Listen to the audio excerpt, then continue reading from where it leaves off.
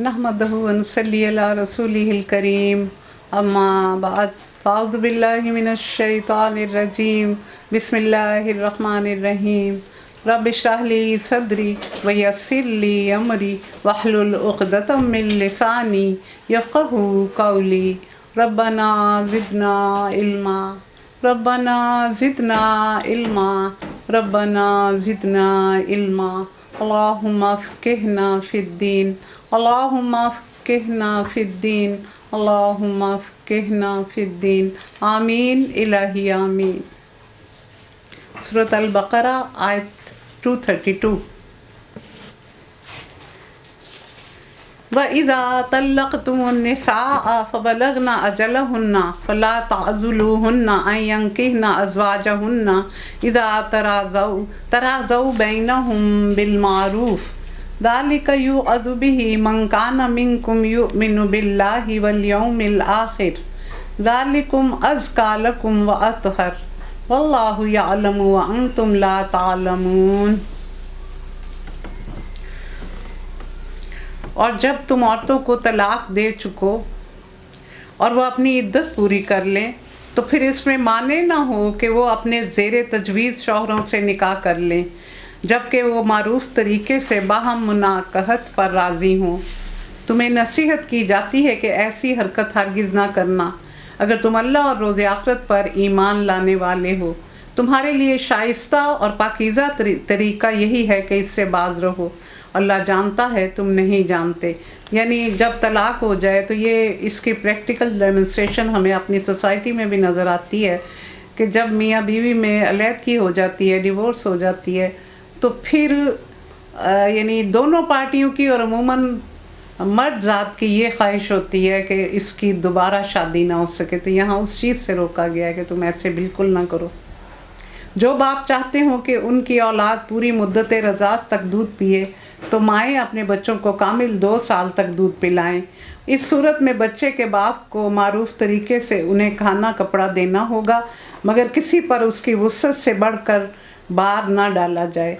ना तो माँ को इस वजह से तकलीफ़ में डाला जाए कि बच्चा उसका है और ना बाप को तंग किया जाए कि बच्चा उसका है। दूध पिलाने वाली का ये हक़ जैसा बच्चे के बाप पर है वैसा उसके वारिस पर भी है।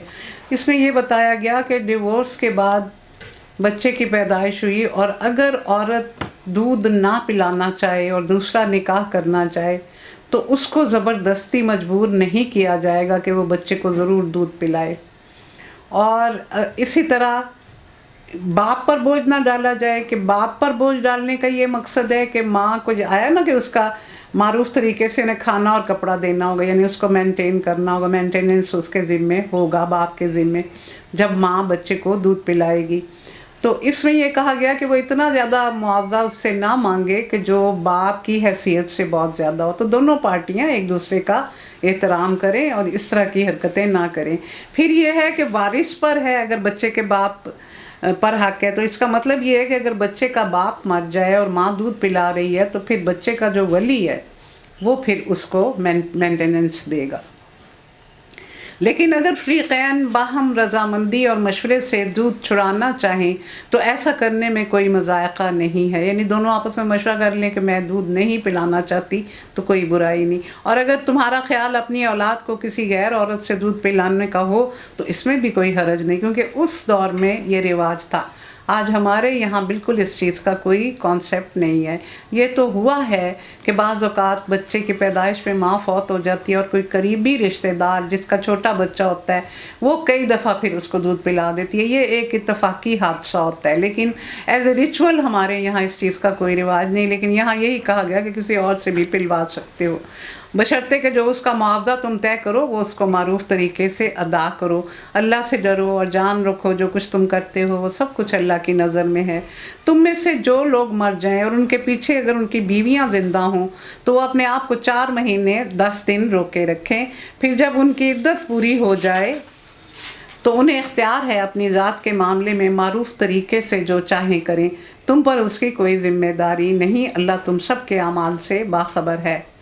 اب یہاں عدت میں نے کل بھی بتایا تھا، کیونکہ یہ سوال بہت ہی مجھے پوچھا گیا، ذرا سی عورت کی ایج زیادہ ہو، مطلب 60-65 سال تک ہو، تو وہ کہتے ہیں کہ نہیں ہم بری ذمہ ہیں، ہمارے اوپر کوئی عدت کا وہ نہیں ہے پابندی. تو یہ بالکل غلط بات ہے. عدت چاہے کچھ بھی ہے، جو عدت کرنی چاہیے، اور یہ عورت کے لیے بھی فائدہ ہوتا ہے اس میں، اور یہ ایک احترام ہے اس شخص کا کہ جو اتنے سال تک ساتھ رہا. اور اس میں یہ ہے کہ زیادہ بناؤ سنگھار کرنا، زیادہ اچھے کپڑے پہننا، میک اپ کرنا. اب تو سرما اور مہندی نہیں زیادہ ہوتی، لیکن اب ہمارا جو بھی سلسلہ ہے اپنے آپ کو بنانے اور سنوارنے کا اور خوشبوئیں لگانے کا، تو اس سے گریز کرنا چاہیے عدت میں. یہ ایسا ہی پسندیدہ عمل ہے عورت کے لیے. تو عدت موت کی صورت میں 4 مہینے 10 دن، اور طلاق کی صورت میں 3 مینسز پیریڈ، اور خلا کی صورت میں صرف 1 مینسز پیریڈ. اور اگر یعنی لڑکی جو ہے، وہ بچی جو ہے، وہ ماں باپ کے گھر میں ہی تھی، نکاح پہلے ہوا لیکن وہاں ہی بغیر رخصتی کے طلاق ہو گئی، تو پھر کوئی عدت نہیں ہوتی. اور جس عورت کے مینسز ختم ہو چکے ہوں، یا جو بچی جس کے مینسز نہیں آئے اور اس کا نکاح بعض اوقات کر دیتے ہیں لوگ چھوٹی عمر میں بھی، تو دونوں صورتوں میں 3 مہینے عدت ہوگی. اور جو پریگننٹ عورت ہے اس کی عدت ڈیلیوری تک ہوتی ہے، کہ جب بھی اس کی ڈیلیوری ہوگی اس کی عدت ختم ہو جائے گی. تو یہ اصول ہیں اس کے. زمانہ عدت میں خواہ تم ان بیوہ عورتوں کے ساتھ منگنی کا ارادہ اشارے کنارے میں ظاہر کر دو، خواہ دل میں چھپائے رکھو، دونوں صورتوں میں کوئی مذائقہ نہیں. اللہ جانتا ہے کہ ان کا خیال تو تمہارے دل میں آئے گا ہی، مگر دیکھو خفیہ عہد و پیمان نہ کرنا. اگر کوئی بات کرنی ہے تو معروف طریقے سے کرنا، اور عقد نکاح باندھنے کا فیصلہ اس وقت تک نہ کرنا جب تک کہ عدت پوری نہ ہو جائے. خوب سمجھ لو کہ اللہ تمہارے دلوں کا حال خوب جانتا ہے. یعنی عدت کے بغیر نکاح نہیں کرنا چاہیے، عدت پوری ہو تو پھر. اور یعنی پیغام بھی نہیں بھیجنا چاہیے، یہ بھی ناپسندیدہ سمجھا گیا. لہٰذا اس سے ڈرو، اور یہ بھی جان لو کہ اللہ بردبار ہے، چھوٹی چھوٹی باتوں سے درگزر فرماتا ہے. تم پر کچھ گناہ نہیں اگر اپنی عورتوں کو طلاق دے دو قبل اس کے کہ ہاتھ لگانے کی نوبت آئے یا مہر مقرر ہو. دیکھیں وہ وہی ہے، ابھی رخصتی نہیں ہوئی، کوئی ان کی آپس میں ریلیشن شپ ڈیولپ نہیں ہوئی، اس سے پہلے ہی اگر طلاق ہو جائے اور مہر مقرر ہو، اس صورت میں کچھ نہ کچھ دینا ضرور چاہیے. یعنی اس صورت میں بھی، حالانکہ وہ آئی بھی نہیں ہے مرد کے پاس، یعنی اس کی رخصتی بھی نہیں ہوئی، اس کے باوجود کچھ نہ کچھ دینا دلانا ہوتا ہے. کیونکہ اس میں یہ کیوں ہے کہ بہر صورت ایک رشتہ ٹوٹنے کا نقصان اور تکلیف تو ہوتی ہے. اور خوشحال آدمی اپنی حیثیت کے مطابق اور غریب اپنی حیثیت کے مطابق معروف طریقے سے دے. یہ حق ہے نیک آدمیوں پر، یعنی یہ کام نیک لوگ کریں گے. اور اگر تم نے ہاتھ لگانے سے پہلے طلاق دے دی لیکن مہر مقرر کیا جا چکا ہو، پہلی صورت تھی کہ مہر مقرر نہیں ہوا تھا اور طلاق ہو گئی. دوسری صورت یہ ہے کہ مہر مقرر ہوا ہے، یعنی اگر نہیں بھی مقرر ہوا تھا تو پھر بھی کچھ دو. اور دوسری صورت یہ ہے کہ مہر مقرر ہوا تھا تو اس صورت میں نصف مہر جو ہے وہ دینا ہوتا ہے. یہ اور بات ہے کہ عورت نرمی برتے یا مرد جس کے اختیار میں عقد نکاح ہے وہ نرمی سے کام لے. اس کا کیا مطلب ہے کہ عورت کہہ دے مجھے نہیں چاہیے، وہ ٹھیک ٹھاک ہے، اس کو نہیں ضرورت، یا مرد جو ہے وہ پورا دے دے. تو یہ اللہ کو اس طرح کے کام پسند ہیں. اور تم یعنی مرد نرمی سے کام لو، یہ تقویٰ سے زیادہ مناسبت رکھتا ہے. آپس کے معاملات میں فیاضی کو نہ بھولو، تمہارے اعمال کو اللہ دیکھ رہا ہے. یعنی دیکھیں ایک دم سے جب ڈیورس ہوتی ہے تو ایسے کیچڑ اچھالے جاتے ہیں، بہت ہی غلط قسم کے رواج ہیں ہماری سوسائٹی میں. جو ہمیں نظر آتا ہے وہ بہت ہی دل دکھانے والا ہوتا ہے کہ جو اتنے سال ساتھ رہنے کے بعد وہ اس طرح کیچڑ اچھالتے ہیں جیسے کوئی دشمن سے بھی اس طرح نہیں کوئی کرتا. تو یہ انتہائی گھٹیا حرکت ہے. اپنی نمازوں کی نگہداشت کرو، خصوصاً ایسی نماز کی جو محاسن صلاۃ کی جامع ہو، یعنی صلاۃ الوسطیٰ. اور اللہ کے آگے اس طرح کھڑے رہو جیسے فرما بردار غلام کھڑے ہوتے ہیں. اب یہ صلاۃ الوسطیٰ جو ہے یہ اس میں زیادہ تر یہ ملتا ہے کہ یہ عصر کی نماز کے لیے، کیونکہ اس میں ایک واقعہ ہوا تھا کہ جنگ احزاب کے موقع پر نبی کریم کو مشرکین کے حملے نے اس درجہ مشغول رکھا کہ سورج ڈوبنے کو آ گیا اور آپ کی نماز عصر رہ گئی۔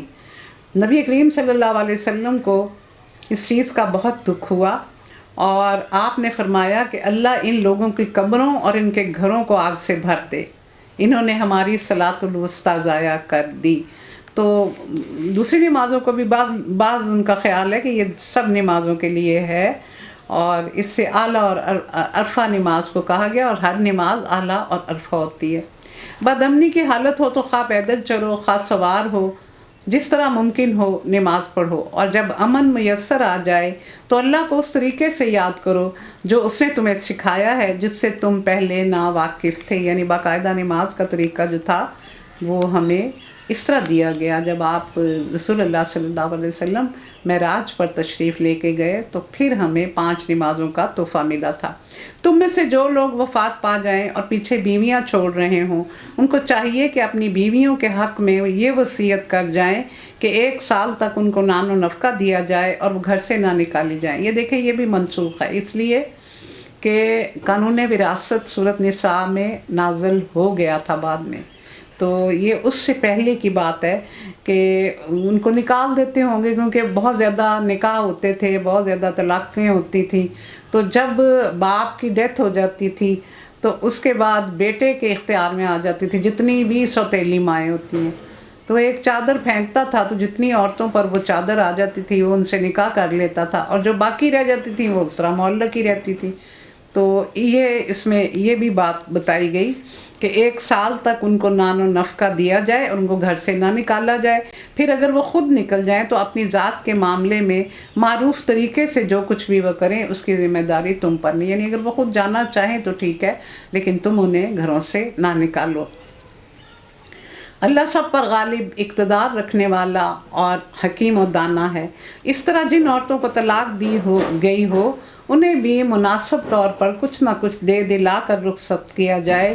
حقاً علی المتقین، یہ حق ہے متقین پر، یعنی سارے کام جو ہیں یہ نیک لوگ کریں گے، یہ نیک لوگ کریں گے، یہ دوسرے لوگ نہیں کریں گے۔ اس طرح اللہ اپنے احکام تمہیں صاف صاف کھول کھول کر بتاتا ہے تاکہ تم سمجھ بوجھ کر کام کرو۔ منزل سے آگے بڑھ کر منزل تلاش کر، مل جائے تجھ کو دریا تو سمندر تلاش کر، یعنی انسان اخلاق کے جتنے بلند مرتبے پہ پہنچتا جائے اتنا ہی وہ اللہ سے نزدیک ہے۔ تم نے ان لوگوں کے حال پر بھی غور کیا جو موت کے ڈر سے اپنے گھر بار چھوڑ کر نکلے تھے اور ہزاروں کی تعداد میں تھے۔ اللہ نے ان سے فرمایا مر جاؤ، پھر اس نے ان کو دوبارہ زندگی بخشی۔ حقیقت یہ ہے کہ اللہ انسان پر بڑا فضل فرمانے والا ہے، مگر اکثر لوگ شکر ادا نہیں کرتے۔ اب اس میں کیا کہا گیا کہ یہ بنی اسرائیل کے واقعہ خروج کی طرف اشارہ ہے کہ یہ لوگ بڑی تعداد میں مصر سے نکلے تھے اور صحرائے سینا میں بھٹک رہے تھے، خود ایک ٹھکانے کے لیے بالکل بے تاب تھے، جب اللہ کے ایمان سے حضرت موسیٰ نے ان کو حکم دیا کہ ظالم کے نعانیوں کو ارض فلسطین سے نکال دو اور اس علاقے کو فتح کر لو، تو انہوں نے بزدلی دکھائی اور ایسا کرنے سے انکار کر دیا۔ تو پھر اللہ تعالیٰ نے ان کو 40 سال تک صحرائے سینا میں بھٹکنے کے لیے چھوڑ دیا۔ پھر وہ پرانے لوگ فوت ہو گئے، پھر نئی جو ایک جنریشن تھی وہ پروان چڑھی، اور اس میں پھر بہادر اور اولو العزمی تھی، کیونکہ یہ لوگ مصریوں کے، فرعونیوں کے غلام تھے، تو ان کی بہت سی صلاحیتیں سلب ہو چکی ہوئی تھیں۔ مسلمانوں، اللہ کی راہ میں جنگ کرو اور خوب جان لو کہ اللہ سننے والا اور جاننے والا ہے۔ تم میں کون ہے جو اللہ کو قرض حسنہ دے؟ من ذا الذی یقرض اللہ قرضا حسنا فیضاعفہ لہ اضعافا کثیرا واللہ یقبض ویبسط والیہ ترجعون۔ اللہ کو قرض حسنہ دے تاکہ اللہ اسے کئی گنا بڑھا کر واپس کرے۔ گھٹانا بھی اللہ کے اختیار میں ہے اور بڑھانا بھی، اور اسی کی طرف تمہیں لوٹ کر جانا ہے۔ دیکھیں، یہ جو دین کے راہ میں مال خرچ کیا جاتا ہے اس سے اللہ تعالیٰ اپنے اوپر قرض لیتا ہے۔ یہ اللہ کی شان دیکھیں کہ اللہ کو قرض دیتے ہیں ہماری اوقات کیا ہے کہ ہم اللہ کو قرض دیں؟ لیکن اللہ تعالیٰ اتنا اس عمل کو پسند کرتے ہیں کہ اسے یہ کہا گیا کہ یہ مجھے قرض دیا جاتا ہے۔ پھر تم نے اس معاملے پر بھی غور کیا جو موسیٰ کے بعد سرداران بنی اسرائیل کو پیش آیا تھا۔ انہوں نے اپنے نبی سے کہا ہمارے لیے ایک بادشاہ مقرر کر دو تاکہ ہم اللہ کی راہ میں جنگ کریں۔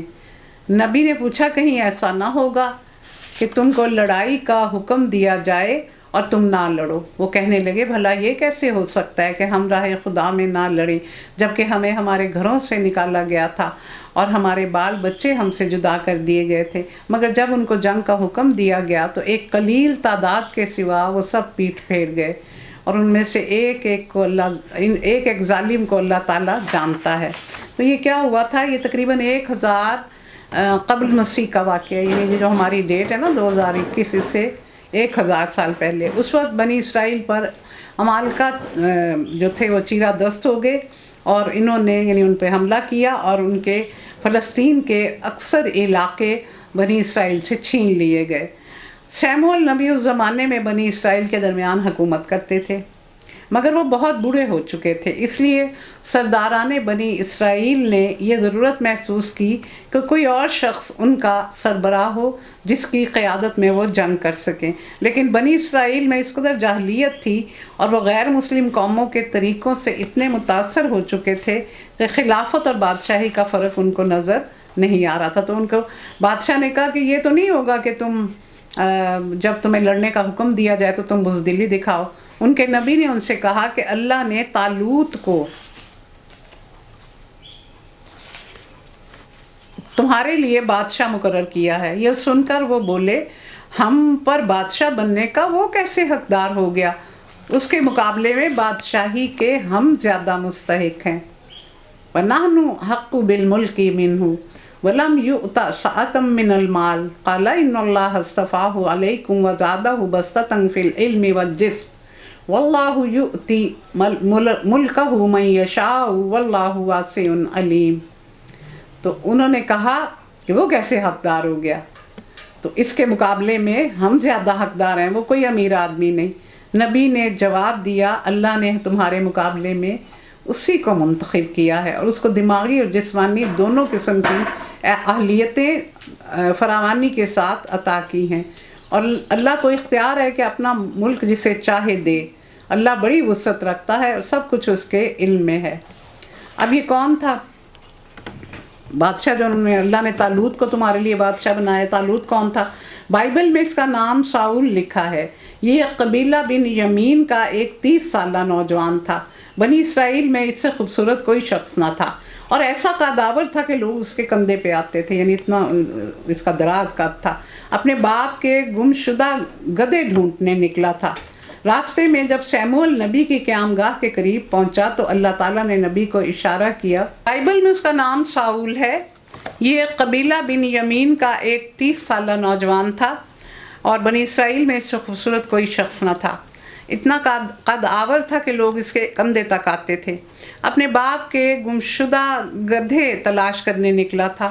راستے میں سیموئیل نبی کی قیامگاہ کے قریب پہنچا تو اللہ تعالیٰ نے نبی کو اشارہ کیا کہ جس کو ہم نے بنی اسرائیل کی بادشاہی کے لیے چنا ہے یہ وہی ہے۔ چنانچہ سیموئیل نبی اسے اپنے گھر لائے اور تیل کی کپی لے کر اس کے سر پر انڈیلی اور اسے چوما اور کہا خداوند نے تجھے مسح کیا تاکہ تو اس کی میراث کا پیشوا ہو۔ اور پھر انہوں نے بنی اسرائیل کے سامنے اعلان کر دیا کہ یہ ہے تمہارا بادشاہ اور اسے اللہ نے چنا ہے، جس کا پھر انہوں نے یہ جواب دیا کہ ہم اس کو نہیں مانتے۔ اور یہ کیسے حقدار ہو گیا؟ یہ تو کوئی مالدار آدمی نہیں ہے۔ نبی نے جواب دیا اس کو اللہ نے چنا ہے، یہ تمہارے مقابلے میں دماغی اور جسمانی دونوں صلاحیتوں میں تم سے بڑھ کے ہے، اور اللہ کو اختیار ہے کہ اپنا ملک جسے چاہے دے۔ اللہ بڑی وسعت رکھتا ہے اور سب کچھ اس کے علم میں ہے۔ اس کے ساتھ ان کے نبی نے ان کو یہ بھی بتایا کہ اللہ کی طرف سے اس کے بادشاہ مقرر ہونے کی علامت یہ ہے کہ اس کے عہد میں وہ صندوق، وہ تابوت تمہیں واپس مل جائے گا جس میں تمہارے رب کی طرف سے تمہارے لیے سکون قلب کا سامان ہے، جس میں آل موسیٰ اور آل ہارون کے چھوڑے ہوئے تبرکات ہیں، اور جس کو اس وقت فرشتے سنبھالے ہوئے ہیں۔ اگر تم مومن ہو تو یہ تمہارے لیے بہت بڑی نشانی ہے۔ یعنی یہ بادشاہ جو ہے، اس کے دور میں یہ تمہارا تابوت تمہیں واپس مل جائے گا جو تم سے چھین لیا گیا تھا، اور اس تابوت میں تبرکات تھے، اس میں یعنی اس کا تورات کی تختیاں تھیں جو لکھی ہوئی دی گئی تھیں، اور اس کے علاوہ تورات کا ایک نسخہ بھی تھا جو جب ان کے حضرت موسیٰ علیہ السلام نے اس کو لکھوایا تھا اور انہوں نے بنی لاوی کے سپرد کیا تھا، اور سب 12 قبیلے تھے تو ہر قبیلے کو ایک ایک اس کی کاپی دی تھی، اور ایک بوتل میں من رکھا گیا تھا، اور اس کے علاوہ عصا بھی تھا۔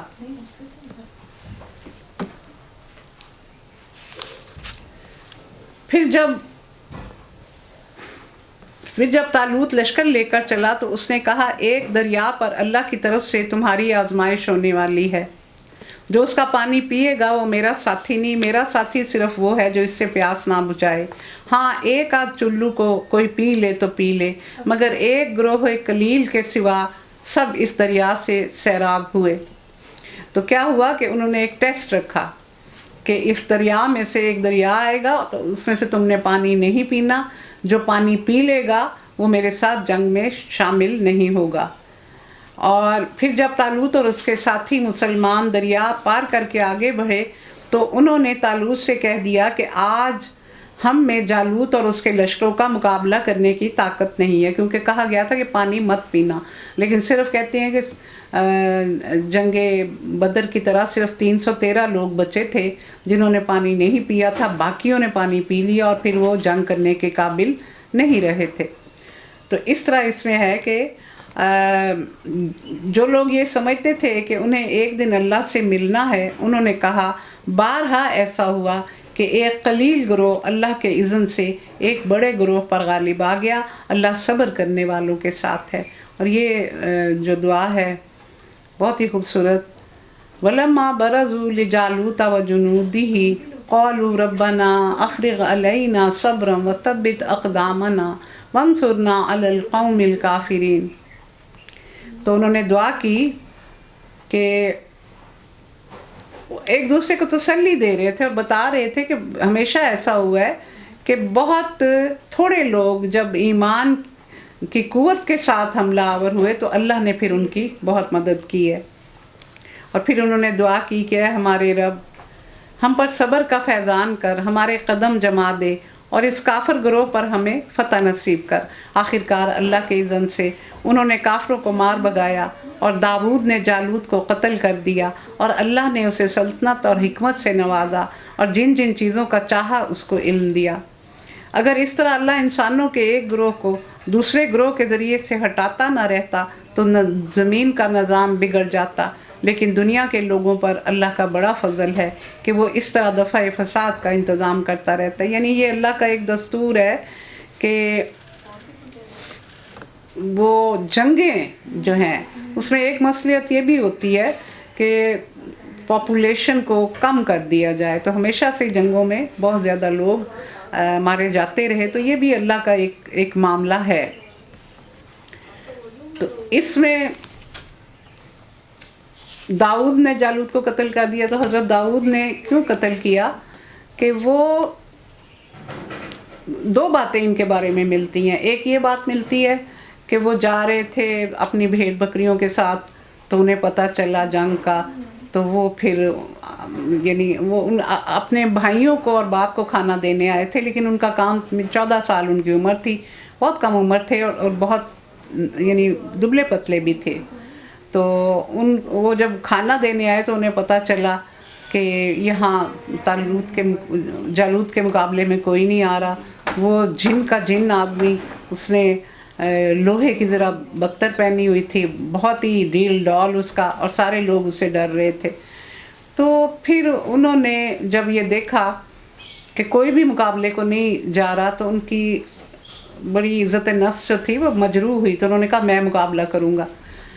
تو جب وہ آگے آئے تو بادشاہ نے طالوت نے اپنی زیرہ بختر ان کو پہنائی اور ان کو بتانے لگ گیا تو انہوں نے وہ اتار دی. انہوں نے کہا کہ میں اس طرح نہیں جنگ کر سکتا, میں تو وہ بھیڑیوں کے جبڑے اور شیروں کے جبڑے پھاڑ دیا کرتا ہوں, میں صرف فلاخن استعمال کرتا ہوں, غلیل استعمال کرتا ہوں, تو میں اس طرح نہیں جنگ کر سکتا. تو پھر انہوں نے اس کو چھوڑ دیا کہ جس طرح بھی تم لڑنا چاہتے ہو لڑو. تو پھر انہوں نے فلاخن سے مارا تھا کہ اس کی تھوڑی سی جگہ جو آنکھ کے قریب خالی تھی وہاں سے وہ پتھر گیا اور اس کو اس طرح کاٹتا ہوا نیچے گیا جیسے وہ کوئی گولی ہوتی ہے. تو اس طرح پھر یہ جنگ جیت گئے تھے. ایک تو یہ کہا جاتا ہے کہ آپ کھانا دینے آئے تھے, دوسری یہ روایت بھی ملتی ہے کہ آپ پہلے سے ہی اس لشکر میں شامل تھے.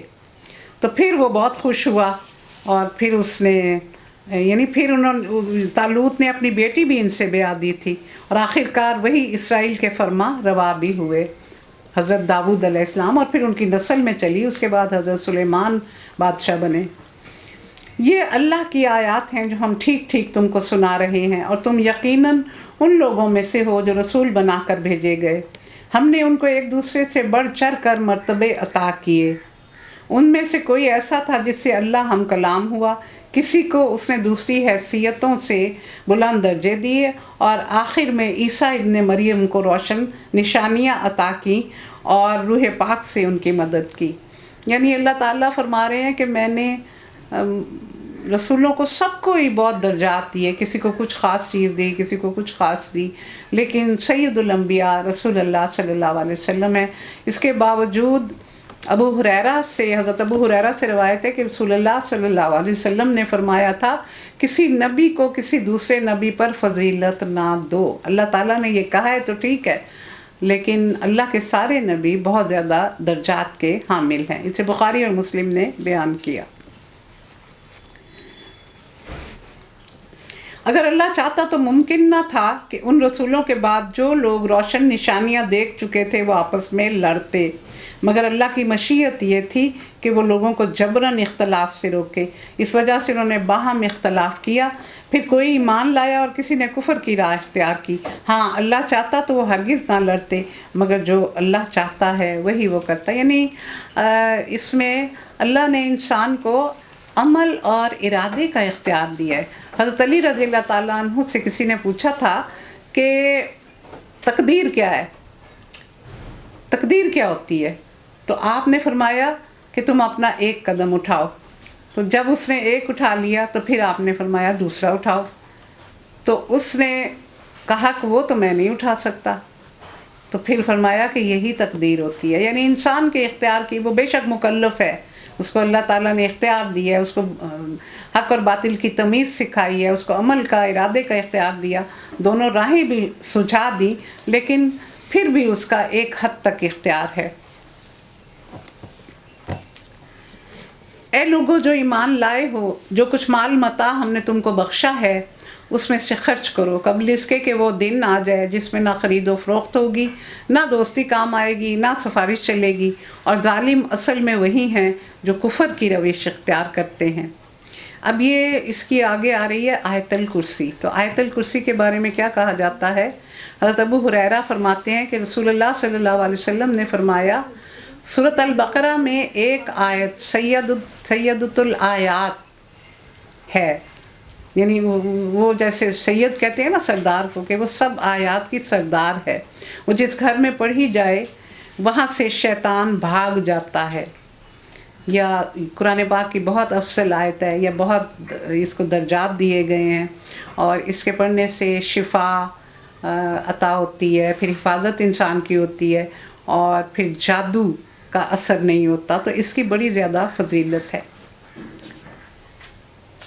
اللہ لا الہ الا هو الحی القیوم لا تأخذہ سنۃ ولا نوم له ما فی السماوات وما فی الارض من ذا الذی یشفع عنده الا بإذنہ یعلم ما بین ایدیہم وما خلفہم ولا یحیطون بشیء من علمہ الا بما شاء وسع کرسیہ السماوات والارض ولا يؤوده حفظهما وهو العلي العظیم۔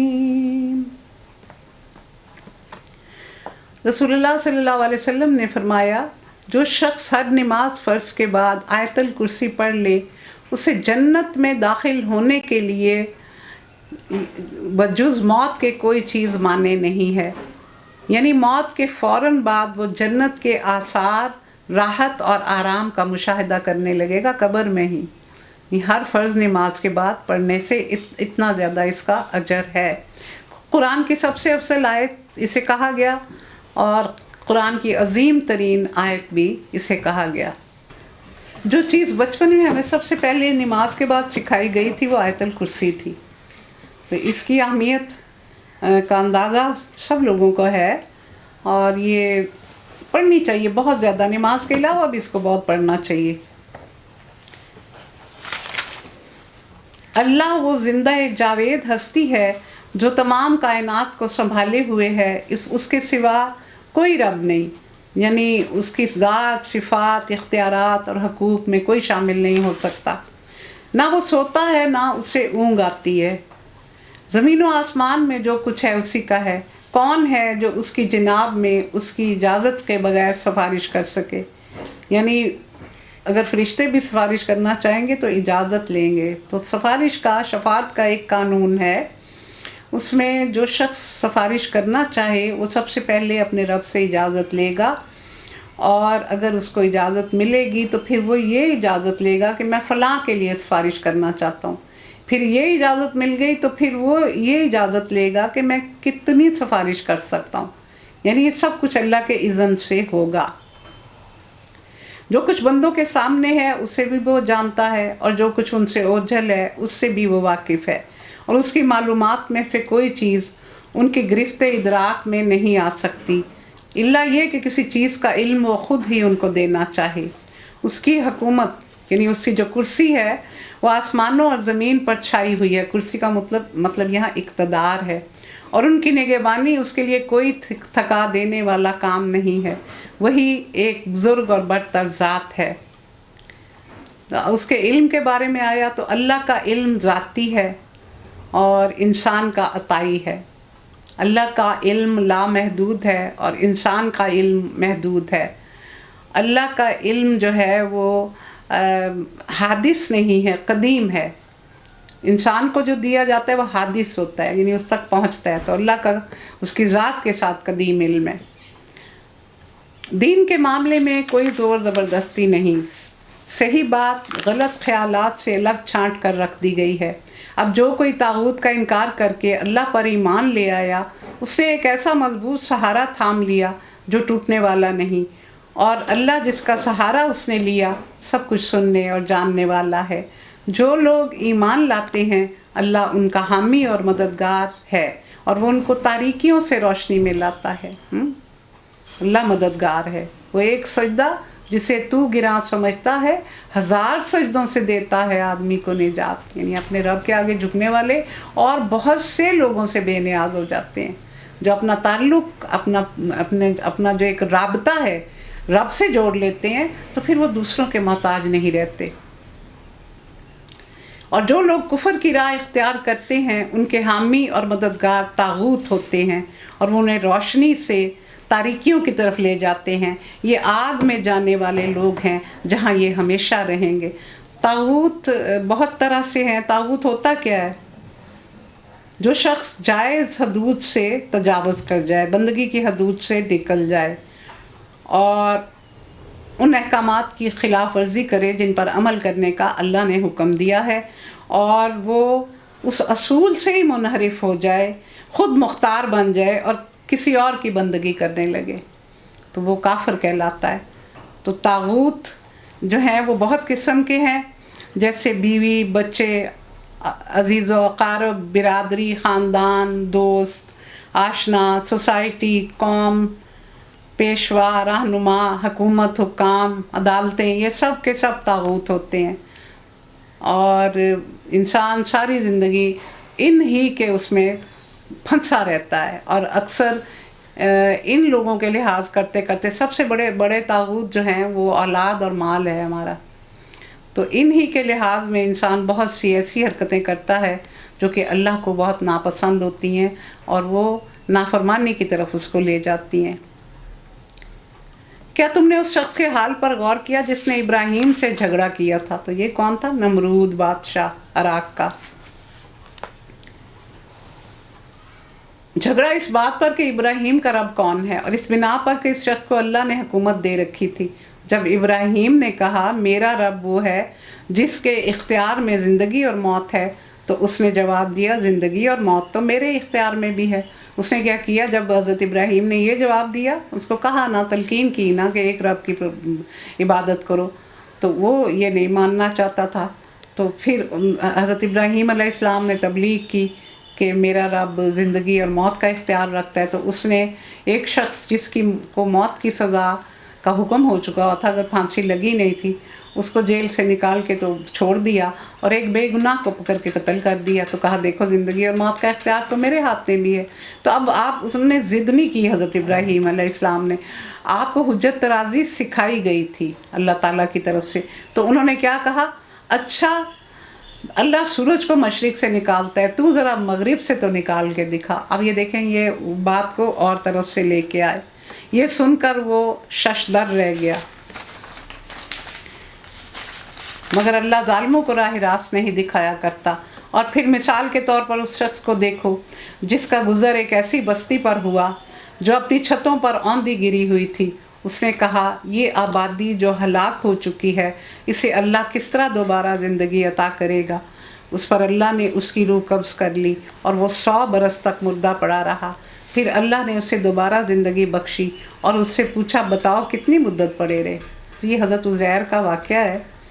تو ان کے بارے میں یہ آیا ہے کہ وہ ان کو پھر 100 سال کے بعد دوبارہ زندہ کیا گیا تھا۔ اس نے کہا ایک دن یا چند گھنٹے رہا ہوں گا۔ فرمایا تم پر 100 برس اس حالت میں گزر چکے ہیں، اب اپنے کھانے اور پانی کو دیکھو کہ اس میں ذرا تبدیلی نہیں آئی۔ تو یہ اللہ کی شان ہے۔ دوسری طرف اپنے گدھے کو دیکھو کہ اس کا پنجر تک وہ سیدھا ہو رہا ہے۔ تو دونوں چیزیں اللہ نے دکھا دی۔ اس پہ گدھا جو تھا اس کی ہڈیاں بھی وہ سیدھا ہو رہی تھیں، اور یہ ہم نے اس لیے کیا کہ ہم تمہیں لوگوں کے لیے ایک نشانی بتا دینا چاہتے ہیں۔ یعنی کیا ہے کہ ایک نشانی بنانا چاہتا ہوں میں، اللہ تعالیٰ فرما رہے ہیں کہ میں، کیونکہ لوگ حیات بعد الممات کا انکار کرتے تھے کہ کوئی زندگی دوبارہ نہیں ہے، اس چیز کی مخالفت بہت کی گئی۔ تو اللہ تعالیٰ نے دکھا دیا کہ دیکھو میں تمہیں دنیا میں بھی یہ دکھا رہا ہوں کہ 100 سال کے بعد میں نے اس کو دوبارہ اٹھا لیا، تو میں اس طرح تمہیں بعد میں نہیں اٹھا سکتا قیامت والے دن۔ تو یہ ایک مثال اللہ نے پیش کی۔ پھر دیکھو کہ ہڈیوں کے اس پنجر کو ہم کس طرح اٹھا کر گوشت پوست اس پر چڑھاتے ہیں، اس کے گدے کو۔ اس طرح جب حقیقت اس کے سامنے بالکل نمایاں ہو گئی تو اس نے کہا میں جانتا ہوں کہ اللہ ہر چیز پر قدرت رکھتا ہے۔ تو ان کے بارے میں کہا جاتا ہے کہ ایک بستی پر سے گزرے تھے تو وہ بالکل تباہ شدہ تھی، تو ان کے دل میں یہ خیال آیا تھا کہ اللہ اس کو دوبارہ کیسے آباد کرے گا۔ تو پھر ان کو یہ چیز دکھائی گئی تھی، اور وہ واقعہ بھی پیش نظر رہے جب ابراہیم نے کہا تھا میرے مالک مجھے دکھا تو مردوں کو کیسے زندہ کرتا ہے؟ فرمایا کیا تو ایمان نہیں رکھتا؟ اس نے عرض کیا ایمان تو رکھتا ہوں، مگر ذرا دل کا اطمینان درکار ہے۔ یہ حضرت ابراہیم علیہ السلام کہہ رہے ہیں۔ فرمایا اچھا تو 4 پرندے لو، ان کو اپنے سے مانوس کر لو، پھر ان کا ایک ایک جز ایک ایک پہاڑ پر رکھ دو، پھر ان کو پکارو، وہ تیرے پاس دوڑے چلے آئیں گے۔ خوب جان لو کہ اللہ نہایت با اقتدار اور حکیم ہے۔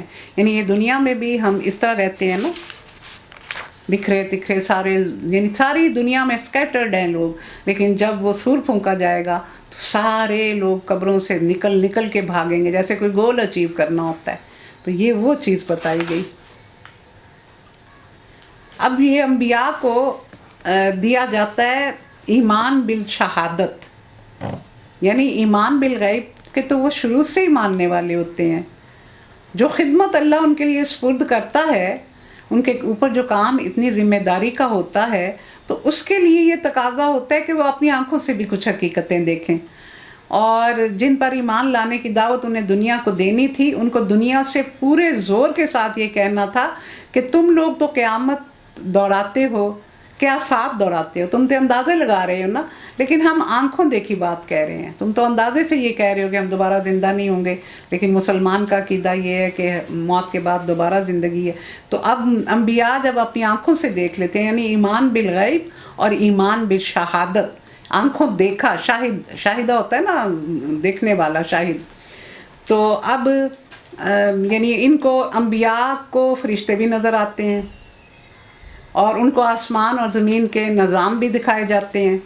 ایمان بالغیب کی منزل سے یہ حضرات منصب نبوت پر معمور ہونے سے پہلے گزر چکے ہوتے ہیں۔ نبی ہونے کے بعد ان کو ایمان بالشہادت، یعنی اپنی آنکھوں سے چیزیں دکھائی جاتی ہیں، جیسے کہ فرشتے ان کو نظر آتے ہیں۔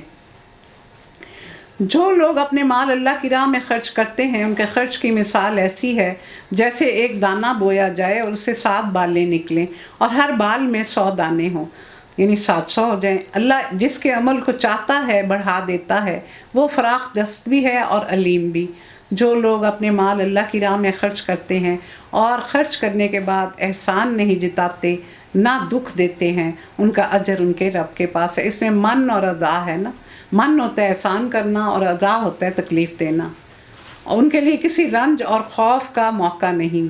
ایک میٹھا بول اور کسی ناگوار بات پر ذرا سی چشم پوشی اس خیرات سے بہتر ہے جس کے پیچھے دکھ ہو۔ یعنی یہ بھی دیکھیں، دینے کا بھی اللہ نے ہمیں ایک انداز سکھایا ہوا ہے۔ کوئی شخص اگر کسی کو کچھ دیتا ہے، اس کی مدد کرتا ہے، تو وہ اس کو احسان نہیں اس پہ جتائے گا، من احسان کو کہتے ہیں، اذن تکلیف نہیں دے گا۔ یعنی اگر وہ اس کو کچھ دیتا ہے تو وہ بات پہ اس کو شرمندہ کرے، اس کو احساس دلائے کہ میں نے تمہاری فلاں وقت مدد کی، یا پھر تکلیف کیسے ہوگی کہ وہ لوگوں کے درمیان یہ کہتا پھرے کہ اس کے پاس تو کھانے کو بھی نہیں تھا، اس کی بیٹی کی تو شادی میں نے کی ہے، اس کے پاس ہے کیا؟ تو اس طرح کی گھٹیا حرکتیں کر کے اگر صدقہ دینے کے بعد یہ 2 باتیں کی جائیں تو وہ صدقہ اللہ کے ہاں قبول نہیں ہوتا۔ اللہ بے نیاز ہے اور بردباری اس کی صفت ہے۔ اے ایمان لانے والو، اپنے صدقات کو احسان جتا کر اور دکھ دے کر اس شخص کی طرح خاک میں نہ ملا دو جو اپنا مال لوگوں کے دکھانے کو خرچ کرتا ہے، نہ اللہ پر ایمان رکھتا ہے نہ آخرت پر۔ یعنی اس کا صرف یہ ہے کہ میری نیک نامی ہو، لوگ مجھے بہت سخی کہیں۔ ایسے لوگوں کو قیامت والے دن سر کے بل گھسیٹ کے دوزخ میں ڈالا جائے گا، حالانکہ انہوں نے بڑی خیرات کی ہوگی۔ اللہ تعالیٰ فرمائیں گے تو نے میرے لیے نہیں کیا تھا، تو نے اس لیے کیا تھا کہ تیرا بڑا نام چلے، اور دنیا میں تیرا بڑا نام تھا کہ تو بڑا سخی ہے، بس تو نے اپنا مقصد پا لیا، میرے لیے تو نے کیا ہی نہیں۔ اس کے خرچ کی مثال ایسی ہے جیسے ایک چٹان تھی جس پر مٹی کی تہ جمی تھی، جب زور کا میंہ برسا تو ساری مٹی بہہ گئی اور چٹان صاف رہ گئی، باقی چٹان ہی رہ گئی۔ یعنی اس کے اوپر ہلکی سی تہ تھی، اگر اس کے اوپر کوئی فصل لگائی جائے گی تو وہ ذرا سی تو پھوٹ جائے گی، لیکن ذرا بھی تیز بارش ہوگی تو جو لگایا ہوا ہے اس کو ساتھ لے کے وہ نیچے گر جائے گی۔ یعنی جو محنت بھی اگر کسان نے کی ہوئی ہے تو وہ بھی اس کی ضائع ہو جائے گی۔ ایسے لوگ اپنے نزدیک خیرات کر کے جو نیکی کماتے ہیں اس سے کچھ بھی ان کے ہاتھ نہیں آتا۔ وہ کافروں کو سیدھی راہ دکھانا اللہ کا طریقہ نہیں ہے۔ بخلاف اس کے جو لوگ اپنے مال اللہ کی رضا جوئی کے لیے اور دل کے پورے ثبات اور قرار کے ساتھ خرچ کرتے ہیں، ان کے خرچ کی مثال ایسی ہے جیسے کسی سطح مرتفع پر ایک باغ ہو، یعنی بلندی پر باغ ہو، زور کی بارش ہو جائے تو دگنا پھل لائے، اور زور کی بارش نہ ہو تو ہلکی پھوار اس کے لیے کافی ہو جائے۔ تم جو کچھ کرتے ہو سب اللہ کی نظر میں، یعنی جو اپنے دل کی ثبات سے لوگوں پر خرچ کرتا ہے، اخلاص سے اللہ کے لیے، تو اس کے مال کو اللہ بڑھا دیتے ہیں۔ اور دینے والا شخص کبھی مفلس نہیں ہو سکتا، دوسروں کی ضرورت پوری کرنے والا شخص کبھی مفلس نہیں ہو سکتا، یہ اللہ کا وعدہ ہے۔ کیا تم میں سے کوئی یہ پسند کرتا ہے کہ اس کے پاس ایک ہرا بھرا باغ ہو، نہروں سے سیراب، کھجوروں اور انگوروں اور ہر قسم کے پھلوں سے لدا ہوا، اور وہ عین اس وقت ایک تیز بگولے کی زد میں آ کر جھلس جائے جب وہ خود بوڑھا ہو اور اس کے بچے کم سن ہوں اور کسی لائق نہ ہوں؟ اسی طرح اللہ اپنی باتیں تمہارے سامنے بیان کرتا ہے، شاید کہ تم غور و فکر کرو۔ اے لوگو جو ایمان لائے ہو، جو مال تم نے کمائے ہیں اور جو کچھ ہم نے زمین سے تمہارے لیے نکالا ہے، اس میں سے بہتر حصہ راہ خدا میں خرچ کرو۔ دیکھیں، بہتر حصہ، ہم ہمیشہ دوسروں کو اپنے سے کم تر چیز دیتے ہیں، ہم اپنے لیے اچھی نکالتے ہیں اور پھر دوسروں کو ہم جو ذرا دوسرے درجے کی چیز ہوتی ہے وہ دیتے ہیں۔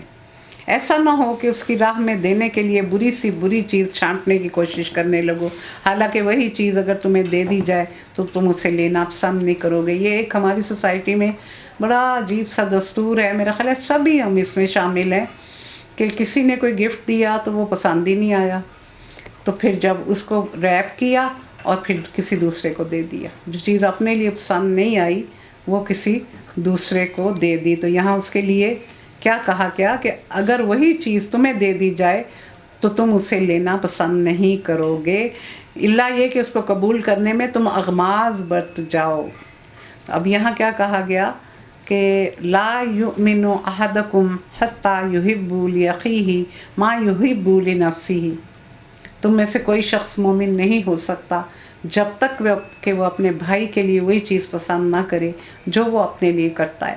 تو اس میں ایک بڑا اللہ نے ہمیں آسان نسخہ بتا دیا کہ اگر ہم چیز خریدتے ہیں اور ہمیں دوسرے کی پسند کا نہیں پتہ، تو ہم یہ دیکھیں کہ یہ ہمیں پسند ہے، اگر وہ لباس ہے تو یہ کیا ہم خود پہننا پسند کریں گے؟ یہ معیار دے دیا گیا کہ جو چیز تمہیں اپنے لیے پسند ہے وہ لو، جو اپنے آپ کو ناپسند ہے اور بالکل ہی اپنی نظروں سے گرائی ہوئی ہے جو چیز، وہ دوسروں کو تحفتاً نہ دو۔ اور تمہیں جان لینا چاہیے کہ اللہ بے نیاز ہے اور بہترین صفات سے متصف ہے۔ شیطان تمہیں مفلسی سے ڈراتا ہے اور شرمناک طرز عمل اختیار کرنے کی ترغیب دیتا ہے، مگر اللہ تمہیں اپنی بخشش اور فضل کی امید دلاتا ہے۔ اب اس کے 3 ہتھیار ہیں۔ ایک تو مستقبل کا بہت فکر لگائے گا، کیا کرو گے اگر کوئی خرچ کرنے لگے گا، کل کو تمہاری اپنی بیٹی کی شادی ہے، بھائی کی، غریب بھائی کی بیٹی میں دے رہے ہو، تو تم اپنا کیا کرو گے؟ تمہاری بیٹی کی شادی بھی تو ہوگی تھوڑے سالوں بعد۔ تو یہ احساس دلانا مستقبل کا کہ کل کس نے دیکھی ہوتی ہے، ایک تو یہ اس کا بڑا کارگر ہتھیار ہوتا ہے۔ پھر وہ شرک کی طرف لے کے جاتا ہے، جب انسان شرک میں چلا جائے تو پھر تو تباہی ہے نا، پھر تو بھلائی کی امید ہی ختم ہو جاتی ہے۔ اور اس کے علاوہ فحاشی اس کا بہت بڑا ہتھیار ہوتی ہے۔ یہ 2-3 چیزیں ہیں جن سے وہ انسان کو ورگلاتا ہے۔ شیطان تمہیں مفلسی سے ڈراتا ہے اور شرمناک طرز عمل اختیار کرنے کی ترغیب دیتا ہے۔ تو اللہ تعالیٰ فراخ دست اور دانا ہے، جس کو چاہتا ہے حکمت عطا کرتا ہے، اور جس کو حکمت مل گئی اسے خیر کثیر مل گئی، بہت بڑی دولت مل گئی۔ ان باتوں سے صرف وہی لوگ سبق سیکھتے ہیں جو دانش مند ہیں۔ یؤتی الحکمت من یشاء ومن یؤت الحکمت فقد اوتی خیرا کثیرا وما یذکر الا اولو الالباب، یعنی لب عقل کو کہا جاتا ہے کہ عقل والے ہی ان باتوں سے نصیحت حاصل کریں گے۔ اور جو کچھ بھی تم خرچ کرو اور جو نظر بھی تم نے مانی ہو، اللہ کو اس کا علم ہے اور ظالموں کا کوئی مددگار نہیں۔ اگر اپنے صدقات اعلانیہ دو تو یہ اچھا ہے، اور اگر چھپا کر حاجت مندوں کو دو تو یہ تمہارے حق میں زیادہ بہتر ہے۔ تمہاری بہت سی برائیاں اس طرز عمل سے دور ہو جاتی ہیں، یعنی انفاق فی سبیل اللہ، خرچ کرنا، لوگوں کی ضرورتیں پوری کرنا، اور جو کچھ تم کرتے ہو اللہ کو بہرحال اس کی خبر ہے۔ اللہ تعالیٰ جب انسان سے راضی ہوتے ہیں تو اس کی بہت سی جو برائیاں ہیں وہ اس کے اعمال نامے سے نکال دیتے ہیں، فرشتوں کو حکم دیتے ہیں۔ یہ بڑا احسان ہے ہماری ذات پر اللہ کا کہ وہ دنیا میں بھی ہمارے کسی عمل سے خوش ہوتا ہے تو ہمارے نامہ اعمال میں سے ہمارے گناہوں کو محو کر دیتا ہے۔ لوگوں کو ہدایت بخش دینے کی ذمہ داری تم پر نہیں، ہدایت تو اللہ ہی جسے چاہتا ہے دیتا ہے، اور خیرات میں جو مال تم خرچ کرتے ہو وہ تمہارے اپنے لیے ہی بھلا ہے۔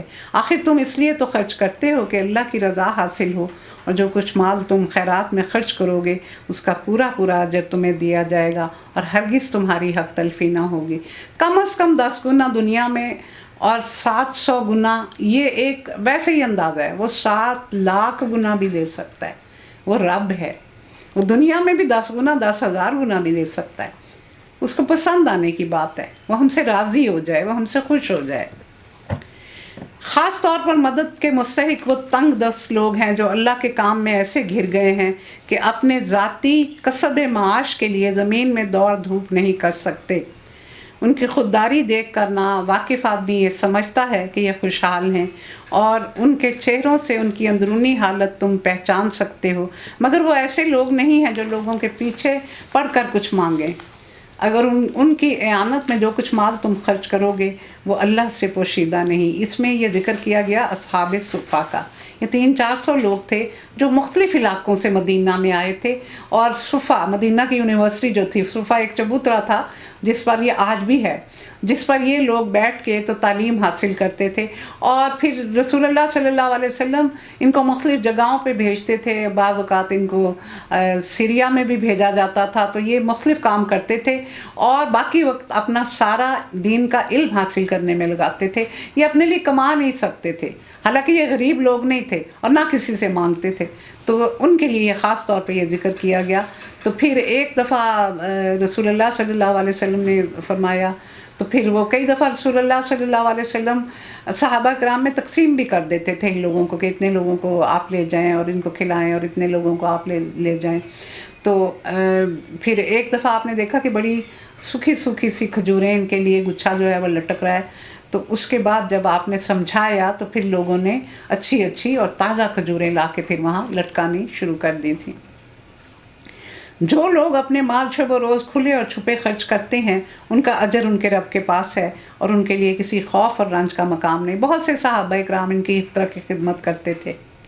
مگر جو لوگ سود کھاتے ہیں ان کا حال اس شخص کا سا ہوتا ہے جس سے شیطان نے چھو کر باولا کر دیا ہو، اور اس حالت میں ان کے مبتلا ہونے کی وجہ یہ ہے کہ وہ کہتے ہیں کہ تجارت البیع انما البیع مثل الربا، کہ جو خرید و فروخت اور بیع ہے وہ بھی سود کی طرح ہے، حالانکہ اللہ نے تجارت کو حلال اور سود کو حرام کیا ہے۔ تو سود کی حرمت جو تھی وہ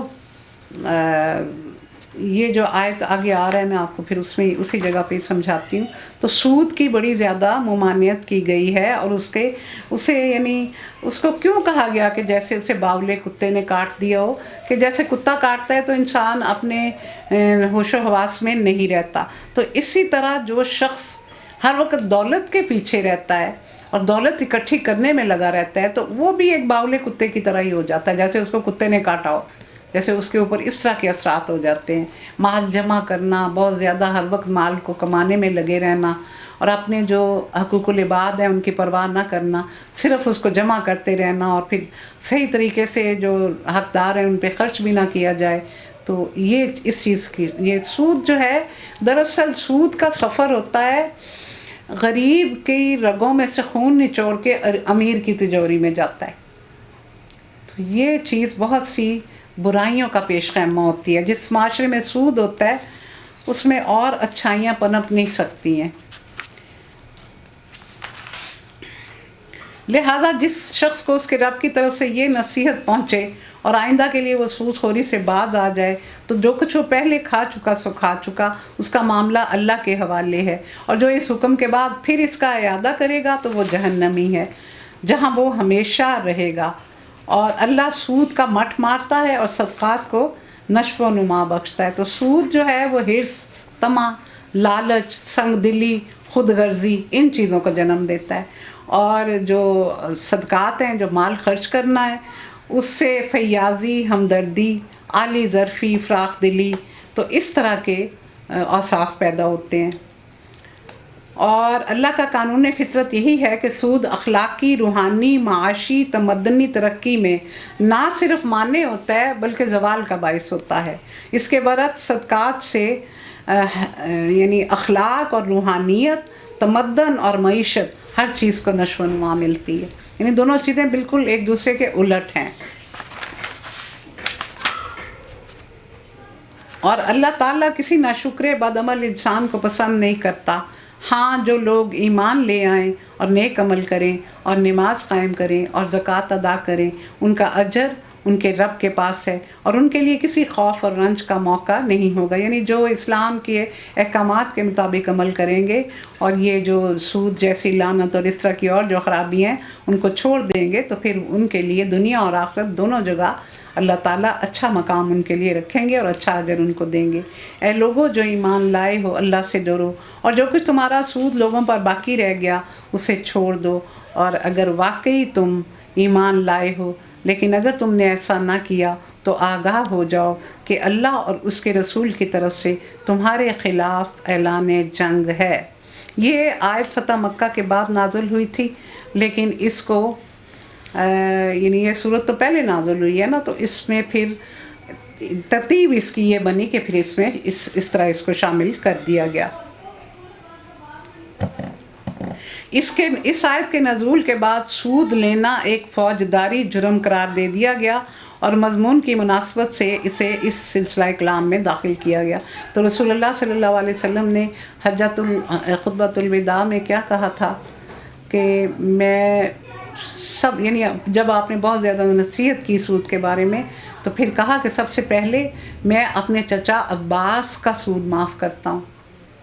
یعنی آپ نے کہا کہ سارے جن لوگوں کے سود ہیں وہ ختم ہو جائیں گے، لیکن اصل جو رقم ہے وہ واپس ضرور ملے گی، وہ واپس ملے گی، لیکن اس کے ساتھ سود نہیں ملے گا۔ تو آپ نے کہا کہ سب سے پہلے میں اپنے چچا کا سود معاف کرتا ہوں۔ اب بھی توبہ کر لو اور سود چھوڑ دو تو اپنا اصل سرمایہ لینے کے تم حقدار ہو۔ دیکھیں سود کو چھوڑا تھا، نہ تم ظلم کرو نہ تم پر ظلم کیا جائے، تمہارا قرض دار تنگ دست ہو تو ہاتھ کھلنے تک اسے مہلت دو، اور جو صدقہ کر دو تو یہ تمہارے لیے زیادہ بہتر ہے اگر تم سمجھو۔ آپ کو پتہ ہے کہ اگر کوئی شخص کسی کو قرض دیتا ہے تو اس کو ہر روز جتنی رقم اس نے قرض دی ہے اتنا صدقہ کرنے اور خیرات کرنے کا اجر ملتا ہے، اور جو لوگ تنگ دست مقروض کو مہلت دیتے ہیں اور اس کے ساتھ بدسلوکی نہیں کرتے، اللہ کو ان کا یہ عمل بہت زیادہ پسند ہے۔ قرض دار تنگ دست ہو تو اسے مہلت دو، اس دن کی رسوائی اور مصیبت سے بچو جب کہ تم اللہ کی طرف واپس ہوگے، وہاں ہر شخص کو اس کی کمائی ہوئی نیکی یا بدی کا پورا بدلہ دیا جائے گا، اور کسی پر ہرگز ظلم نہیں ہوگا۔ اس آیت کو کہا جاتا ہے، زیادہ تر کہا جاتا ہے کہ سورۃ مائدہ کی 3 آیت آخری آیت ہے جو نزول کے اعتبار سے ہے، لیکن کئی جگہ پہ اس آیت کا بھی پتہ چلتا ہے کہ یہ آخری آیت ہے۔ وَاتَّقُوا يَوْمًا تُرْجَعُونَ فِيهِ إِلَى اللَّهِ ثُمَّ تُوَفَّى كُلُّ نَفْسٍ مَا كَسَبَتْ وَهُمْ لَا يُظْلَمُونَ۔ اے لوگو جو ایمان لائے ہو، جب کسی مقررہ مدت کے لیے آپس میں قرض کا لین دین کرو تو اسے لکھ لیا کرو۔ فریقین کے درمیان انصاف کے ساتھ ایک شخص دستاویز تحریر کرے جسے اللہ نے لکھنے پڑھنے کی قابلیت بخشی ہو، اور اسے لکھنے سے انکار نہیں کرنا چاہیے۔ وہ لکھے اور املا وہ شخص کرائے جس پر حق آتا ہے، یعنی قرض لینے والا لکھائے گا، اور اسے اللہ اپنے رب سے ڈرنا چاہیے کہ جو معاملہ طے ہوا اس میں کوئی کمی بیشی نہ کرے۔ لیکن اگر قرض لینے والا خود نادان، ضعیف ہو یا املا نہ کرا سکتا ہو تو اس کا ولی انصاف کے ساتھ املا کرائے۔ یہ ہمیں نصیحت کی جا رہی ہے کہ جب کوئی لین دین کرے تو چاہے قریبی رشتہ دار ہوں، ان کو ایک ڈاکیومنٹیشن کا خیال رکھنا چاہیے، ڈاکیومنٹ ضرور اس کی تیار کرنی چاہیے، اور ٹائم از دا ایسنس، یعنی جب یہ سارا کچھ لکھا جائے تو ٹائم بھی بتایا جائے کہ اتنے وقت میں تم قرض ادا جو ہے کر دو گے مجھے، یعنی مقروض کو بتایا جائے کہ اتنے ٹائم کے بعد تم نے لازمی یہ ادا کرنا ہے۔ بعض اوقات بہت زیادہ محبت اور دوستی کا معاملہ ہو تو لوگ نہیں لکھتے، لیکن یہ نادانی کی بات ہوتی ہے۔ قرض تو کینچی ہوتی ہے، وہ تو محبت کی کینچی ہے۔ پھر اپنے مردوں میں سے 2 آدمیوں کو اس پر گواہ کر لو، اور اگر مرد نہ ہو تو 1 مرد اور 2 عورتیں ہوں، تاکہ ایک بھول جائے تو دوسری اسے یاد دلائے۔ یہ گواہ ایسے لوگوں میں سے ہونے چاہیے جن کی گواہی تمہارے درمیان مقبول ہو۔ گواہوں کو جب گواہ کے لیے کہا جائے، گواہی کے لیے بلایا جائے تو انہیں انکار نہیں کرنا چاہیے، معاملہ خواہ چھوٹا ہو یا بڑا، میعاد کی تعین کے ساتھ، جو میں نے ابھی کہا کہ ٹائم کا ضرور اس میں تعین ہونا چاہیے۔ اس کی دستاویز لکھوا لینے میں سستی نہ کرو، اللہ کے نزدیک یہ طریقہ تمہارے لیے زیادہ مبنی بر انصاف ہے، اس سے شہادت قائم ہونے میں زیادہ سہولت ہوتی ہے، اور تمہارے شکوک و شبہات میں مبتلا ہونے کا امکان کم رہ جاتا ہے، کیونکہ کچھ سال گزرنے کے بعد لوگوں کو حقائق بھول جاتے ہیں، تو ان کو لکھنا بہت ضروری ہوتا ہے۔ ہاں، جو تجارتی لین دین 10 بدس تم لوگ آپس میں کرتے ہو اس کو نہ لکھا جائے تو کوئی حرج نہیں، حالانکہ وہ بھی لکھے جاتے ہیں۔ جو روزمرہ کی شاپنگ ہم کرتے ہیں اس میں بھی تو لکھ کے ہی دیتے ہیں، مگر تجارتی معاملے طے کرتے وقت گواہ کر لیا کرو، کاتب اور گواہ کو ستایا نہ جائے، ایسا کرو گے تو گناہ کا ارتکاب کرو گے، اللہ کے غضب سے بچو، وہ تم کو صحیح طریقے عمل کی تعلیم دیتا ہے، اسے ہر چیز کا علم ہے۔ اگر تم سفر کی حالت میں ہو اور دستاویز لکھنے کے لیے کوئی کاتب نہ ملے تو رہن بالقبضہ پر معاملہ کرو، یعنی کوئی چیز رکھ کے قرض لے لو۔ تو یہ جو ہے رہن بالقبضہ، یہ تو ہر صورت میں ہے، کہ یہ یعنی اگر سفر کا معاملہ نہ بھی ہو تو پھر بھی جو جس طرح کے رواج ہیں اب، تو اس میں تو کوئی شخص یقین نہیں کرتا، تو اس لیے اگر سفر کا معاملہ نہ بھی ہو تو پھر بھی رہن بالقبضہ کیا جا سکتا ہے۔ اگر تم میں سے کوئی شخص دوسرے پر بھروسہ کر کے اس کے ساتھ کوئی معاملہ کرے تو جس پر بھروسہ کیا گیا ہے اسے چاہیے کہ امانت ادا کرے اور اللہ اپنے رب سے ڈرے، اور شہادت ہرگز نہ چھپاؤ۔ جو شہادت چھپاتا ہے اس کا دل گناہ میں آلودہ ہے، اور اللہ تمہارے اعمال سے بے خبر نہیں۔ یہ گھروں میں عورتوں کے معاملات بھی ہیں کہ بہو بھی ہے اور بیٹی بھی ہے، جو بہت زیادہ چیز میں نے دیکھی ہے، اور گھر والوں کو پتہ ہے کہ اس میں بہو بے قصور ہے، لیکن وہ کبھی منہ نہیں کھولتے کیونکہ بات ان کی بیٹی پہ آتی ہے، تو یہ عدالتیں گھروں میں لگتی ہیں۔ تو یہ سارا کچھ معاملہ جو ہے ہم ان کو معمولی اور چھوٹی باتیں سمجھتے ہیں، یہ نامہ اعمال میں سب کچھ درج ہوتا ہے، اور یہ چیزیں انسان کو آخرت میں بہت مشکل میں پھنسائیں گی۔ ان کو کبھی معمولی نہیں سمجھنا چاہیے، یعنی جو بات حق ہو اس کو بیان کیا جائے، چاہے ملازم یعنی تمہارے سامنے آتا ہو، یعنی ملازم سچا ہوتا ہو اور تم جھوٹے ہوتے ہو، تو پھر بھی ہمیں یہ نہیں کرنا چاہیے۔ آسمانوں اور زمین میں جو کچھ ہے، یہ دیکھیں، یہ آخری 2 آیات ہیں جو بہت ہی خوبصورت ہیں۔ 3 آیات، 2 کا تو یہ کہا گیا کہ یہ معراج کے موقع پر رسول اللہ صلی اللہ علیہ وسلم کو خاص تحفے کے طور پہ دی گئی تھی، جہاں نماز دی گئی تو وہاں یہ 2 آیتیں بھی تحفتاً آپ کو دی گئی تھیں۔ ان کو ضرور پڑھنا چاہیے۔ میں بھی بتاتی ہوں، پہلے میں اس کی تلاوت کر لوں۔ للہ ما فی السماوات وما فی الارض فَإِن تُبْدُوا مَا فِي أَنفُسِكُمْ أَوْ تُخْفُوهُ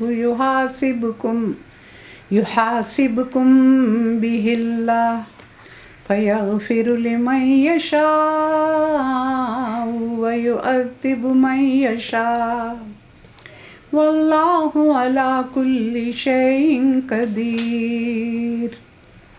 آمن الرسول بما انزل الیہ من ربہ والمؤمنون کل آمن باللہ وملائکتہ وکتبہ ورسلہ لا نفرق بین احد من رسلہ وقالوا سمعنا واطعنا غفرانک ربنا وإلیک المصیر۔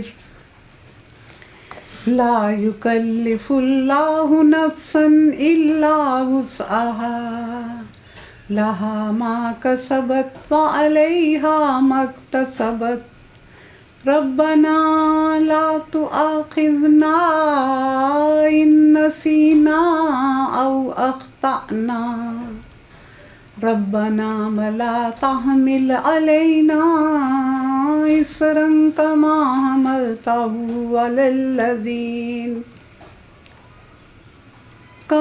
حملته على الذين من قبلنا ربنا ولا تحملنا ما لا طاقة لنا به واعف عنا واغفر لنا وارحمنا انت مولانا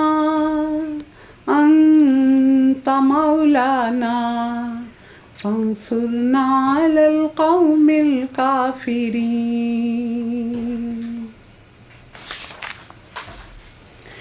آسمانوں اور زمینوں میں جو کچھ ہے سب اللہ کا ہے، تم اپنے دل کی باتیں خواہ ظاہر کرو یا چھپاؤ، اللہ بہرحال ان کا حساب تم سے لے گا۔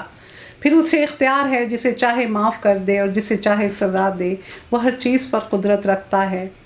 رسول اس ہدایت پر ایمان لایا جو اس کے رب کی طرف سے اس پر نازل ہوئی ہے، اور جو لوگ اس رسول کے ماننے والے ہیں انہوں نے بھی اس ہدایت کو دل سے تسلیم کر لیا ہے۔ یہ سب اللہ اور اس کے فرشتوں اور اس کی کتابوں اور اس کے رسولوں کو مانتے ہیں، اور ان کا قول یہ ہے کہ ہم اللہ کے رسولوں کو ایک دوسرے سے الگ نہیں کرتے۔ ہم نے حکم سنا اور اطاعت قبول کی۔ مالک، ہم تجھ سے خطا بخشی کے طالب ہیں اور ہمیں تیری ہی طرف پلٹنا ہے۔ اللہ کسی شخص کو اس کی وسعت سے بڑھ کے ذمہ داری کا بوجھ نہیں دیتا۔ ہر شخص نے جو نیکی کمائی ہے اس کا پھل اس کے لیے ہے، اور جو بدی سمیٹی ہے اس کا وبال اس پر ہے۔ ایمان لانے والوں، تم یوں دعا کیا کرو: اے ہمارے رب، ہم سے بھول چوک میں جو قصور ہو جائیں ان پر گرفت نہ کر۔ مالک، ہم پر وہ بوجھ نہ ڈال جو تو نے ہم سے پہلے لوگوں پر ڈالے تھے۔ پروردگار، جس بار کو اٹھانے کی ہم میں طاقت نہیں وہ ہم پر نہ رکھ۔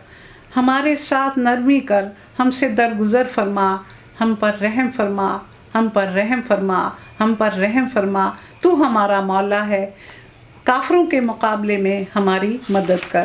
اس دعا کی بڑی اہمیت ہے اور اس کے بڑے فضائل بتائے گئے ہیں۔ رسول اللہ صلی اللہ علیہ وسلم نے فرمایا، جس شخص نے رات کو یہ 2 آیات پڑھ لیں تو یہ اس کے لیے کافی ہیں۔ ابن عباس کی روایت ہے کہ رسول اللہ صلی اللہ علیہ وسلم نے فرمایا، اللہ تعالیٰ نے 2 آیات جنت کے خزانوں میں سے نازل فرمائی ہیں، جس کو تمام مخلوق کی پیدائش سے 2000 سال پہلے خود رحمان نے اپنے ہاتھ سے لکھ دیا تھا۔ دیکھیں، خود رحمان نے انسانوں کی مخلوق کی پیدائش سے 2000 سال پہلے خود رحمان نے اپنے ہاتھ سے لکھ دیا تھا۔ جو شخص ان کو عشاء کی نماز کے بعد پڑھ لے تو وہ اس کے لیے قیام اللیل یعنی تہجد کے قائم مقام ہو جاتی ہیں۔ بہت خوبصورت ہے، بڑی آسانی سے یاد ہوتی ہیں۔ جن لوگوں نے نہیں یاد کی ہوئی وہ ان کو ضرور کریں یاد۔ مستدرک حاکم اور بہقی میں روایت ہے کہ رسول اللہ صلی اللہ علیہ وسلم نے فرمایا، اللہ نے سورۃ البقرہ کو انہی 2 آیات پر ختم فرمایا ہے جو مجھے اس خزانہ خاص سے عطا فرمائی گئیں جو عرش کے نیچے ہے۔ اس لیے تم خاص طور پر ان آیات کو سیکھو اور اپنے بچوں اور اپنی عورتوں کو بھی سکھاؤ۔ حضرت عمر فاروق اور حضرت علی نے فرمایا کہ ہمارا خیال ہے کہ کوئی آدمی جس کو کچھ بھی عقل ہوگی وہ یہ 2 آیات پڑھے بغیر نہ سوئے گا، جبکہ ان کی اہمیت اس طرح واضح کر دی گئی ہے۔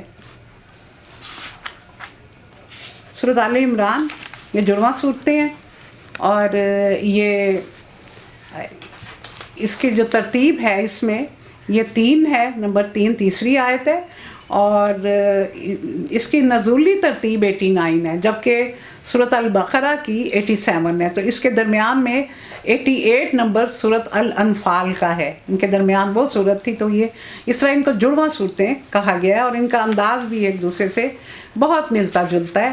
اور یہ عمران لفظ جو ہے، یہ 2 باتیں بتائی جاتی ہیں۔ ایک تو حضرت موسیٰ اور حضرت ہارون کے والد کا نام بھی عمران تھا، اور حضرت مریم کے والد کا نام بھی عمران تھا۔ تو اس میں بھی یعنی جنگ بدر کے قریبی زمانے میں نازل ہوئی، اور اس میں جنگ احد کے بھی واقعات ہمیں ملتے ہیں۔ تو اس کی 200 آیات ہیں۔ یہ اس کے بعد یعنی اپنی تعداد کے حساب سے بھی، اپنے حجم کے حساب سے بھی یہ سورۃ البقرہ کے بعد ہے، اور اس کی 200 آیات ہیں، اس کو 286 تھیں، اس کی 200 ہیں، اور اس کے 20 رکوع ہیں۔ مدنی صورت ہے، یہ دوسری مدنی صورت۔ 4 مدنی صورتیں بالترتیب آئیں گی، جن میں سے یہ دوسری ہے۔ سورۃ الفاتحہ مکی صورت تھی۔ بسم اللہ الرحمن الرحیم، اللہ کے نام کے ساتھ جو رحمان اور رحیم ہے۔ الف لام میم، حروف مقطعات، صورتوں کے قرآنی نام، آیات متشابہات۔ 6 صورتیں قرآن پاک کی الف لام میم سے شروع ہوتی ہیں: سورۃ البقرہ، سورۃ آل عمران، سورۃ العنکبوت، سورۃ الروم، سورۃ لقمان اور سورۃ سجدہ۔ تو 6 صورتوں کی ابتدا الف لام میم سے ہوتی ہے، اور یہ اللہ کے راز ہیں، ان کو اللہ جانتا ہے کہ ان میں کیا مفہوم ہے۔ 29 حروف تہجی ہیں عربی کے، اور 29 صورتیں جو ہیں وہ یہ حروف مقطعات سے شروع ہوتی ہیں۔ اللہ لا الہ الا هو الحی القیوم نزل علیک الکتاب بالحق مصدقا لما بین یدیہ وانزل التوراۃ والانجیل۔ الف لام میم، اللہ وہ زندہ ہستی ہے، زندہ جاوید ہستی ہے جو نظام کائنات کو سنبھالے ہوئے ہے، حقیقت میں اس کے سوا کوئی رب نہیں۔ حی قیوم، کہ جب بہت زیادہ انسان پہ نکاحت طاری ہو رہی ہو، اس کو بیماری نے گھیرا ہو، کسی مشکل میں پڑ کے وہ بہت زیادہ اپنے آپ کو کمزور محسوس کر رہا ہو تو یہ حی قیوم پڑھنا چاہیے، یا حی یا قیوم، یا حی یا قیوم، یا حی یا قیوم. تو اس سے اللہ تعالیٰ انسان میں قوت پیدا کر دیتا ہے. اس نے تم پر یہ کتاب نازل کی جو حق لے کر آئی ہے اور ان کتابوں کی تصدیق کر رہی ہے جو پہلے سے آئی ہوئی تھیں. اس سے پہلے وہ انسانوں کی ہدایت کے لیے تورات اور انجیل نازل کر چکا تھا. رسول اللہ صلی اللہ علیہ وسلم نے فرمایا کہ اللہ تعالیٰ نے مجھ سے کہا کہ اے رسول، جو کچھ میں نے تمہیں عطا کیا ہے تم سے پہلے میں نے کسی نبی کو چیزیں عطا نہیں کی. ہم نے تمہیں حوض کوثر یعنی خیر کثیر عطا کی. ہم نے تمہارے نام کو اپنے نام کے ساتھ بلند کیا، اور ہم نے تمام روئے زمین کو تمہارے لیے سجدہ گاہ بنا دیا.